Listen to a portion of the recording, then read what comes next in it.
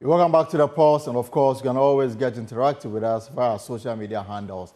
Now, yesterday we told you about the commitment of the Works and Housing Ministry of Minister Kojo Nkrumah to complete all the affordable housing projects begun under the late former President John Evans Mills and of course John Kufuor. The ministry is currently selecting companies to help complete the projects at Amrahia and Adenta here in Accra.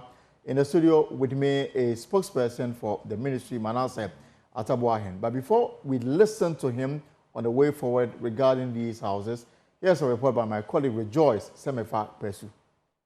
For over 10 years, this housing project were abandoned due to litigation between contractors, state housing and the government. The Adenta project, initiated in 2011 by the late President John Evans Mills, was abandoned in 2012. The government has now reached an agreement with contractors, and work has resumed on many of these projects nationwide. During a tour of the site with ministry officials, Works and Housing Minister Kojo Nkrumah refuted claims that the affordable housing units were being sold to private developers. Colleagues, I'm sure you followed a number of times the point we have made that we don't have to leave projects abandoned. And so we are going through an exercise that seeks to ensure that many of these projects that are described as abandoned projects, we can resume work on them and finish them. Earlier this week, you were with us at the ministry as we made progress on Saglemi. I think I also mentioned there that we'll be going to Koforidua, where the State Housing Company, once again, is picking off on one of those projects, President Kufuor's affordable housing project around Akwadum. They've made a lot of progress on that one, and they will be resuming work on that shortly. 6 weeks ago, as part of that program, they resumed work on this particular project following the litigation there. Just to make a little point that the contractors or the private entities that we are bringing into these projects, we are not selling the projects to them. I noticed, for example, that after Monday, there were those who were of the view that we are selling these projects to private contractors. We're not selling to private contractors. We're inviting private sector in to work with us to complete. So here there are private subcontractors who are working with state housing to finish it, and then they will sell it to the public, which is the intendment. In Koforidua is the same. They're working with a private subcontractor who will be doing the same. We'll go there and see it. In Saglemi as well, we've invited the private sector not to come in and buy, we're not selling, but to come in, bring in their capital. Government has already invested $200 million into it. The private entity would come and invest the estimated about 100 million, and then together we will complete the project and sell as affordable homes to the Ghanaians. So it's important that we have an understanding that because of the limited fiscal challenges that we have, or the limited fiscal space we have, government cannot necessarily bear the burden of pre-financing everything. The CEO for the State Housing Company, Kwabena Appiah, has provided updates on the housing projects. This is Adenta. We call this place SHC Gardens or SHC Court. This project was started around 2011 under the presidency of former President J.A. Mills. It was discontinued somewhere between 2012 and 2013 due to disagreements between the then State Housing Management and then the contractor and the government as well. So it made the project to stall for about 10 years whilst the case was being litigated in court. Finally, we've been able to bring the litigation to a close, and the government have taken it on to move back to site to complete this project as part of the various projects that have stalled around the country. But once we are done with that, we hope to then move to another project site within the Greater Accra region. Across the country, State Housing is developing similar projects in the Central region, where the North Fort Ridge area in Cape Coast, in Takoradi as well. Also in the Western North, we are doing Tamale, we are doing Bogatanga, and then in Ho as well. The Works and Housing Ministry has announced that all abandoned housing projects nationwide will be completed and sold to the public. Semefa Pesu's report for Joy News. And of course, I'm sure that if you are interested in owning one of these houses, I've got a conversation that may help put your mind at ease. The spokesperson for the Ministry of Works and Housing is Manasseh at Boahene. Manasseh, you're welcome. So you've got these beautiful houses ready for sale. Right. And then you've got those that are at various stages of completion. I want to focus more attention on. Is that the case? Yes. So a very good afternoon to you, Elton, and to our cherished viewers as well. So what the Ministry of Works and Housing is doing is to ensure that we revisit projects that have been stalled. And if you would recall, there are various reasons for which projects stall. Right. And one of the reasons has to do with litigation. Most often than not, you would find some incidences of litigation going on, sometimes between the government and some landowners. Secondly, there are also issues with financing. Sometimes we experience most projects being stalled due to financing, and sometimes to their incidences of some alleged criminalities, among others. And so what government seeks to do is to revisit the critical issues that has caused most of the stallation of these projects, and then to ensure ways of addressing them. And when you look at the Adenta project that we visited, just a few days ago, and we noticed that there were some litigation as far back as in 2011, 2012. And the litigation over the land? Yes. Even though there's a property on the land? Yes. So there was litigation between the government and the owners. And this created the stallation of the project. And this continued for quite a long time. And so recently, government had to ensure that we revisit the issue to be able to deal with the litigation. The good news is that we've been able to make some headway. And we have State Housing who has able to raise some funding, and they are redeveloping their project. They virtually had to almost demolish all the structures, and we see the beautiful structures. So the ones we are seeing are actually new structures? Yes. The ones started in 2011 they had to be demolished? Exactly, virtually. Yeah. Because it was found to be not fit? Exactly. And so government is ensuring that we are able to provide more value to the projects that we are doing, to ensure that we visit each and every one of them and to interrogate the reasons for the delay. If it is financial issues, we then raise some more funding to be able to pay more attention to it. When you look at the J. Kufuor estate in Kumasi, it had the same issues. State Housing Company was able to raise some funding, and now they've completed it. Government is seeking to pay more attention to the Koforidua Affordable Housing Unit, the Sagleme Affordable Housing Unit, and the Adenta Housing Unit. We'll come to the Sagleme, but I want us to finish with these abandoned projects. So the one at Adenta, now is resolved. The litigation has been resolved. Yes. And State Housing is redeveloping the project. So government handed it over to State Housing for redevelopment. Yes. And then when it is done, what will then come up of it? Yeah, so when it is done, of course, State Housing Company would have to recoup their investment. If government made some investment in the initial processes as far back as in 2011, government will also recoup its investment as well. And obviously we'll go into the pricing. Yes, of course. And this is described as affordable, which may be beyond the ability of those who are described as in the bracket of affordability. So on the issue of affordability, what government is doing is to ensure that at the end of the day, when we are pricing, we'll be able to enter into the key negotiations with the developers to ensure that we're able to bring forth some price points that are affordable to the Ghanaian people. And this is something we would go on the table with, so we may not be able to disclose most of our cards now, but we are confident that at the end of the day, the project will meet its purpose as intended. And then there's the Amrahia and the Koforidua projects. Yes. Yeah. So for the Amrahia project, it's a new project. And government, through State Housing again, is developing 200 homes on 40 acres of land at Amrahia. And it is far advanced, about 75% completed. This is wholly government project? This is, state fund, State Housing project. And again, on the Koforidua Affordable Housing Project, this was started by President Kufuor as far back as in 2008.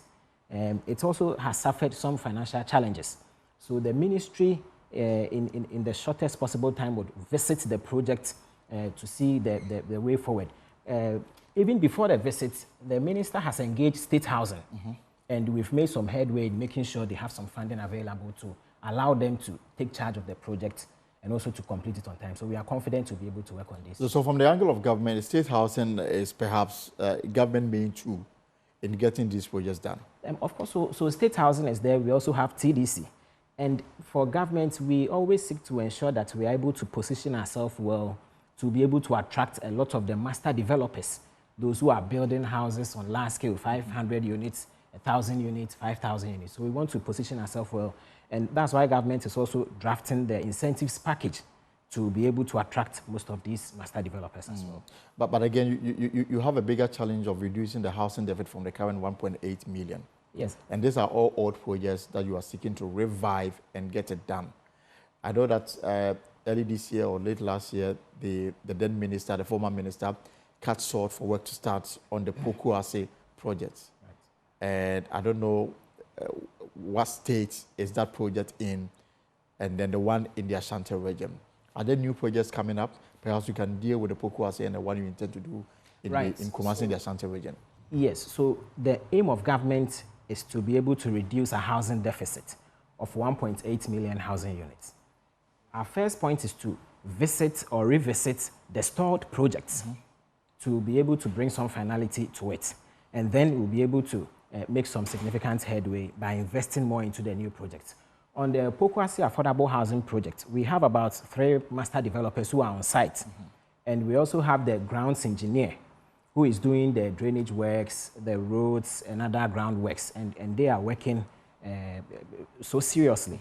And we even have some structures that are springing up on the Pokuase Affordable Housing site. And we are confident that very soon we'll be able to have some more structures there. When you go to Kumasi, the Asante has given government some 200 acres of land at the Desua, and very soon State Housing again is mobilizing to move to site to ensure we are able to put up some more structures there. So for the abandoned projects, State House has the all clear to raise its own funding to complete them? Yes, so the ministry engages with them. It is always a collaboration between the ministry and whether TDC or even State Housing to see which one of them will be able to raise some more funding. So we'll be able to quickly address the issue of these projects that we have committed taxpayers' money to being left to rot in the bushes. And so we are confident that we'll be able to revisit all of them and to make some headways with them as well. But why the overly concentration in the Greater Accra and the Ashanti region, where in places like the Bono region, Bono East, Ahafo, North, Savannah, North East, these are less developed, regions, and the assumption is that you will find land in abundance and also at a very cheap price. Why not, expand the development to such regions as well? Right. So in order to expand the development of housing units to other parts of the country, the government is rolling out what we call the district housing. And we ask ourselves, why is government embarking on this district housing project? First is to be able to reduce the housing deficit, which stands at some 1.8 million housing units. And second is to deal with the point you raised, that indeed, when we talk of housing deficit, it doesn't exist only in Accra or Kumasi or Takrady or Sunyani or Tamale or Koforidua. It is all over the country. It exists in every district of this country. And so what government seeks to do is to ensure that we are able to roll out the district housing project so that when a public officer is posted to any of these rural areas or even the districts, they will not reject the offer because they think there are no standard housing projects for them. And again, the biggest point on the district housing project is the use of local materials, what we call the compressed earth brick, to be able to ensure that once we use these materials, in the end, it will reduce the cost of the project by up to some 30%. And are you already on the ground? Have you cast for some to start? Where? Yes, so the designs and the costings are done. How much are we talking about? We are hopeful that by the end of this month, we would launch the district housing project, and then we'll be able to put out the details you are requesting for. And how many districts are you starting with? Yes, we would pilot some few selected districts, and we'll also announce that during the time. But we want to ensure that we are able to engage more with the use of local materials and also local contractors, which will also create an opportunity for Ghanaians to be employed in building this district housing across the country. So these details will come after the launch? Yes, absolutely. Right. Now let's talk about Saglami. I mean, this week we were told by the minister that you've shortlisted 4 companies or 5. Yeah. And by the close of yesterday, right, the expectation is that we will settle on 1. Right. What is the latest on that? Okay, so the latest on the Saglami Affordable Housing Project is that, as we all know, on the 17th of April 2024, the Minister for Works and Housing, together with the Ministry of Works and Housing, issued a request for proposal to invite investors or master developers to offer their assistance and even financial resources to complete the project. Then again, on the 9th of May 2024, the ministry took about 10 developers, both local and international, to the site for them to observe the state of work over there. And on the 8th of July, the ministry received bids or proposals from 5 companies. And we've engaged with the Public Procurement Authority for them to be able to select one of the accounting audit firms. We have 4 so far that have shown interest in... The 4, are they all local or they are foreign companies? Right. So we have KPMG, for example. We have PwC. We have Ernst & Young. And we have Deloitte. These are the accounting firms? These are the accounting and audit firms. I was asking about the companies you've shortlisted to undertake the project. Yes. So for the companies we've shortlisted, we have Marcelton Group, for example. And we have Dredge Masters Titanium, for example. We have Afro-Arab Properties Limited, for example, and we have Quams and LMI Holdings as well. So a blend of local and foreign. Yes, and we are confident that before the end of the week, the Public Procurement Authority would indicate to the Ministry of Works and Housing in writing which of the accounting audit firms, yes, will be chosen to evaluate the proposals that we have received. So as we speak, the 4 that you've shortlisted, all of them, from your own estimation, are all capable of undertaking the project? That will be determined by the independent evaluation entity, which will be announced or provided by the Public Procurement Authority, because they will be able to evaluate the bids that these entities have submitted to be able to make a determination as to whether they are fit financially and technically to be able to commit some more resources and expertise to complete the project. But then it is safe to say, because you have shortlisted these 4, does it stand to reason that in terms of your conditions you've set, all of them, they've met it by only looking for a external body to evaluate them and then come up with the one that best can execute the job? No, so government opened the bid for every interested developer, whether local or international, to submit the bid. I'm sure you got more than 4. No, so we got 5. Some of them have formed what we call the consortium. Okay, yes. So government opened it, and what we have received is the 5 bids from these 5 companies, and we are confident that the independent evaluation entity will be able to evaluate them and to assess their worth and their experiences and their compliance to rules and even to regulations in various countries to be able to select the best developer for the country as well. So what are you looking for? Right, so the criteria for selection, exactly. Yes, is based on 2 parts. The first part is the financial strength, and that amounts to some 70%.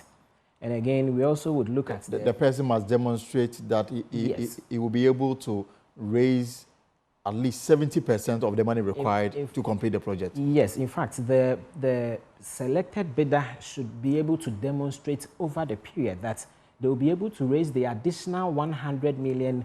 That's the Ghana Institution of Surveyors sometimes back mentioned that will be needed to complete the project. You see, the current state of the Sagleme Affordable Housing Project, and a little background is that $200 million US dollars was contracted or borrowed to build 5,000 housing units. In the end, as it is today, we have 1,506 housing units with the use of almost $200 million. And so what government seeks to do is to ensure that we are able to bring in some private partnership to be able to commit some more resources and technical expertise to complete and operationalize the 1,506 housing units, as it were. So, I mean, even if government wants to go ahead and do it, government will have to raise an additional $100 million before something significant can be done about it. Yes, so absolutely. The government cabinet took a decision as far back as in 2021 that it was not going to commit additional resources after having spent $200 million US dollars in the erstwhile administration.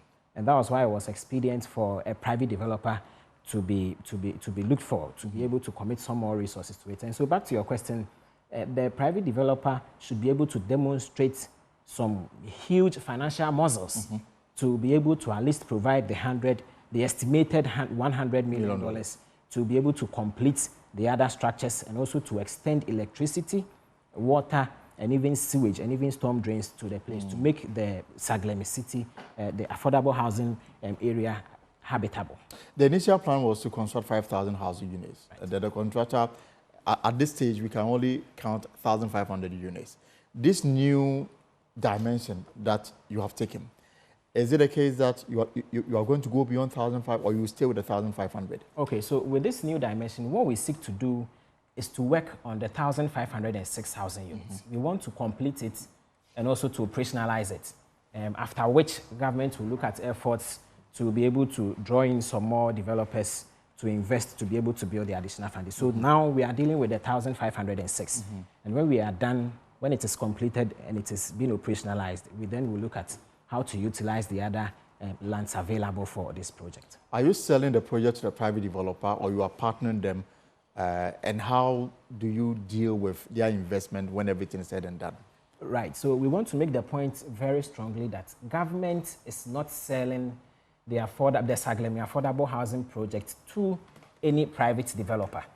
What government is doing is to be able to bring in private developers for them to also come and invest, the estimated $100 million in their technical expertise for us to complete and operationalize it. At the end of the day, the government will have to recoup its $200 million invested in the project, and the private developer so selected will also recoup its $100 million or whatever amount the private developer will invest. So we want to make the point strongly that government is not in any way selling the Saglemi affordable housing project to any private developer. We are only bringing them in so that we'll be able to put our heads together to complete the project for it to be beneficial to Ghanaians. And at the end of the project, the housing units will be sold to Ghanaians. And that is where government will ensure that we are able to put in some checks and balances so that it wouldn't be the case that a rich man somewhere will just come in and buy the housing units in bulk. That's why government intends to sell the project through unions, trade unions, so that the unions will be able to vouch for their members and their members will have these housing units, or also through mortgages, so that as a worker, you will be able to fall on your banks for mortgage to acquire the project, and it will never be the case that someone will just come with the aim of purchasing these housing units in bulk. That will not happen. And you are saying that government was very instrumental in fixing the price? Absolutely. So government would negotiate with the private developer to be able to come to a price point that would be quite affordable for the ordinary Ghanaian. So Wanda said, when are you hoping to finish all these administrative issues so that work can start on the Saglemi housing project? And then secondly, remember that the Member of Parliament for the area, Mr. Sam George, indicated some time back that they gave the land to government because it was meant for a government project. Now, government is seeking to bring in a private entity. That changed the narrative. And if that is so, then there should be renegotiation of the initial agreement between the Pram enclave or the chiefs or the local authority and government. Have you resolved these matters as well? Right. So according to our work plan, so far we've been able to follow the work plan, the 17th April 2024, on which we issued the request for proposal. Then we did a site visit on the 9th of May 2024. Then we've also received the proposals on the 8th of July. And we are hoping that by the 1st of August, we'll be able to enter into some contract negotiations, and that would be preceded by the approval of the proposal after the independent evaluation entity has been able to submit their evaluation report and also to select one of the investors. And we are hopeful that by the 30th of August 2024, we would have signed the contract. So as per our work plan, we are hopeful that we'll be able to follow it, and barring any changes that would mar the process. And then did the Honourable Sam George concerns? Yes, so the concerns are well heard, and the government is not selling the properties. Government has invested into this project up to a point, and we only need the private developer to also come in to help us complete the project, so that at the end of the day, government will have to recoup its investment, and the private sector will also have to recoup his or her investment, and that's what we are seeking to do. I'm not too sure of the issues he is raising, and I'm sure the ministry will take critical notice for that. If there will be the need for the ministry to renegotiate with the landowners, that will be done. But the very essence of what government is doing is to be able to complete and operationalize, so that would help reduce the housing units, and it will also be beneficial to the same people, or most of the people in his constituency. My final question will be, are you absolutely certain that this new energy you are pumping into the Saglemi project will be the last? And the next time we talk about this matter, we'll be handing over keys to deserving owners. Absolutely, we are very apt. In fact, when you look at one of the marching orders His Excellency the President gave to the Minister for Works and Housing, Honorable Kejo Oponkroma, in February 2024, one of it had to do with him resolving the Saglemi affordable housing project. And we are not relenting on our efforts in expediting the processes to see to the fruition of the project. And we are confident that once we are working according to schedule, according to our work plan, we'll be able to make some significant strides, so that at the end of the day, these projects will not be left to rot in the bushes, as well as other affordable housing projects, like I mentioned, the Adenta, the Koforidia, amongst others, to ensure we are able to revisit them and to finish them in time, so that Ghanaians will benefit from it. All right, Manasseh, thank you very much for coming through, and we'll be speaking more, because there's a lot more work that must be done before completion is done. So Manasseh Boahene is a spokesperson for the Ministry of Works and Housing. This is a pause. Again, we'll take a short break. We'll come back, and Accra High Court has dismissed a submission of no case filed by the CEO of defunct gold dealership firm Men's Gold. You want to stay tuned for details from the court. Stay right there.